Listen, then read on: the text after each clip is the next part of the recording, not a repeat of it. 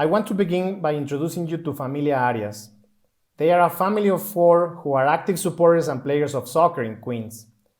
The father and husband, Claudio Arias, introduced me to foods I had not eaten before, such as lobster cream and kale salad. He and Marcela, the mother and wife, completed post-high school education in Tlaxcala, Mexico, learned English, and have a family income of over $80,000. They have multiple jobs at the same time in offices, restaurants, and private universities. They also open a carpentry shop. Their 2 kids talked to me about college, and the oldest one attended a graduate program. There was no hint that Claudio and Marcela were undocumented until one of their relatives made fun of me for not crossing the Arizona desert. Indeed, we cannot guess someone's immigration status just from their appearance or lifestyle. Since the 1990s, scholars have described the 11 million undocumented people on US soil as vulnerable, exploitable, marginalized, and with very limited prospects. Unauthorized status restricts social mobility, economic, political, and geographic mobility.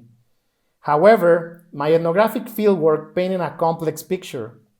Over 2 years, I interview and follow up with more than 92 Mexican parents connected to a soccer team, a taco truck, and nonprofits in New York City and Long Island. Through this, I learned that when we look closely at their trajectories, there is significant variation in terms of social mobility. Unauthorized immigrants have been largely unrecognized and unappreciated for what they learned before emigrating or while working multiple jobs, raising children, and achieving social integration like the Arias family. Among those families who reporting earning less or under the federal poverty line, my research showed that nonprofits were crucial to avoiding downward mobility, socioeconomic hardships, arbitrary detentions, or deportations.